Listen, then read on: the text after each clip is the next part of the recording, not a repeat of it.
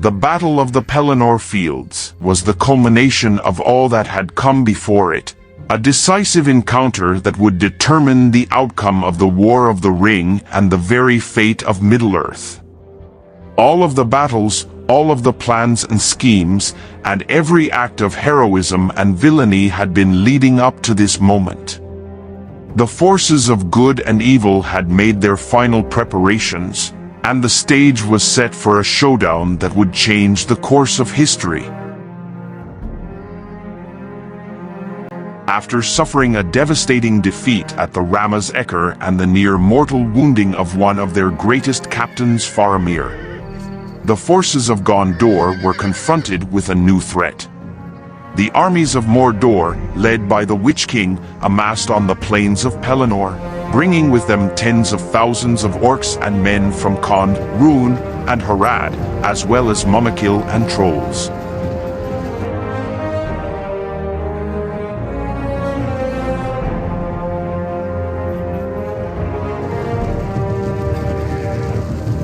They began constructing siege equipment and digging trenches, while a large portion of the army was sent to defend the northern roads against the expected arrival of the Rohirrim. In preparation for the Rohirrim's famed cavalry, the enemy forces placed wooden spikes. They then settled into their fortified positions, waiting for the arrival of their foes.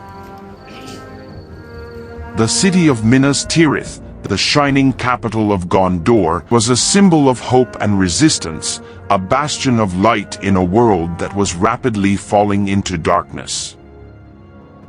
It seemed that all was lost. The siege began as the Witch King attempted to weaken the city's defenses with a massive bombardment of its walls. However, this initial attack failed miserably due to the strength of the outer wall, known as Othram, which was built using impregnable black rock by the Númenóreans. The wall was as strong as the Tower of Orthanc, and it was able to withstand the onslaught of the enemy forces. This forced the forces of Mordor to change tactics, and incendiary ammunition was fired over the wall, setting the lower city ablaze.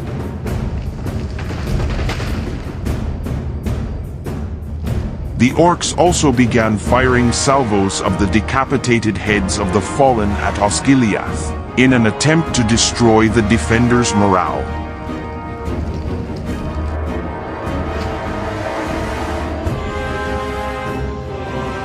In response to this, Gandalf, accompanied by Prince Imrahil, made circuits of the Othram, inspiring all who they met to remain steadfast despite the sheer size of the enemy at their gates.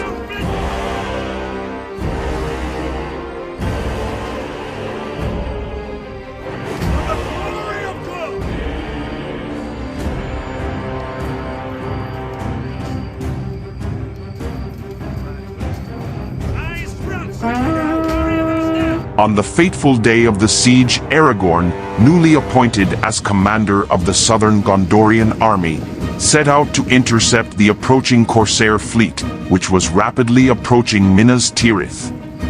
This force was composed of archers from the Blackroot Vale near Erech, infantry from Libenin and Lamadin, as well as other lesser-known units. Their support would prove vital in the upcoming battle. Aragorn led his forces to intercept the Corsair fleet at the renowned port city of Pelagir, in what would later come to be known as the Battle of Pelagir. This was Aragorn's first engagement on Gondorian soil. The Corsairs, notorious for their lack of discipline, had erred in stopping to loot and plunder every port town they encountered along their journey towards Minas Tirith, and Aragorn's forces caught them in the midst of such an operation. Swiftly, Aragorn divided his troops among his respective commanders, and they began to pick off the smaller looting parties of the Corsairs. In this manner, Aragorn swiftly liberated the city, and his troops could now make their way swiftly up the Anduin to relieve the besieged Gondor.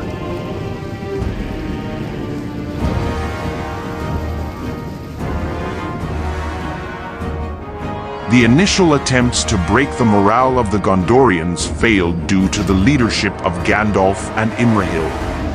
However, the enemy persisted, unleashing a relentless barrage upon the city.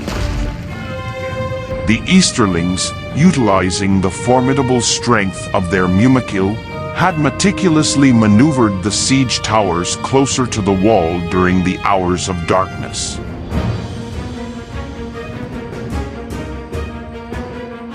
However, tons of archers manned the walls, prepared to fire upon any who dared to come near, and the courtyard was heavily secured, ensuring that the area would remain under control, no matter what came through the gate.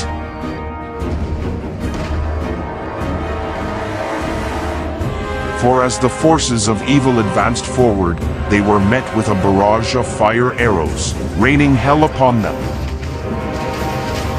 But Mordor did not wither as they returned fire.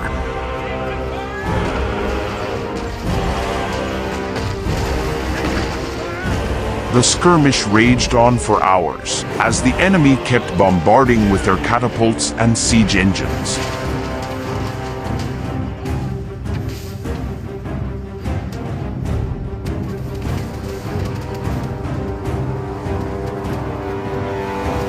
Finally, the towers reached the wall, bringing fear into the men's hearts.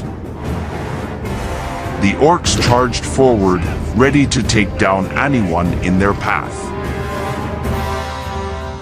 The soldiers of Gondor demonstrated remarkable fortitude and resilience, repelling each incoming wave of orcs and Easterlings with calculated efficiency, and destroying a substantial number of their siege towers in the process.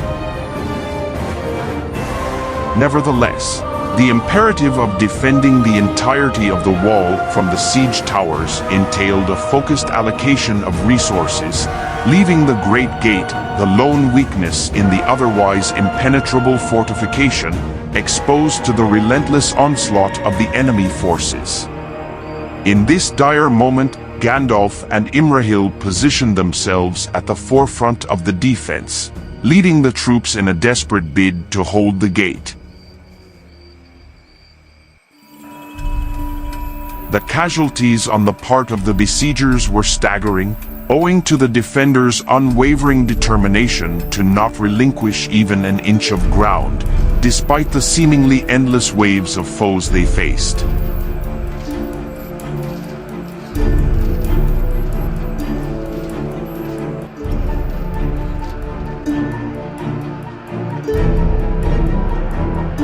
But despite displaying valor and bravery, the Gondorian troops were heavily outnumbered and outmatched, ultimately forced to seal the gate and retreat to the inner city.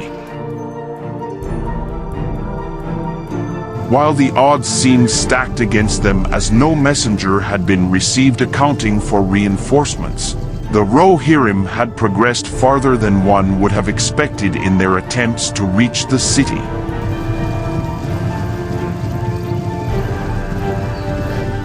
The predicament in Minas Tirith, in spite of the valiant efforts of its defenders, was deteriorating rapidly.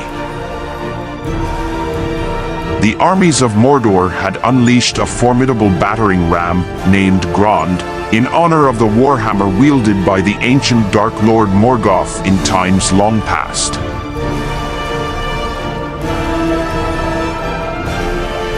Despite the formidable nature of the Great Gate, it proved to be no match for the most formidable piece of siege equipment employed during the Third Age of Middle-earth. The soldiers could hear the battering ram approaching, but they were unaware of the horrors that awaited them on the other side of the gate.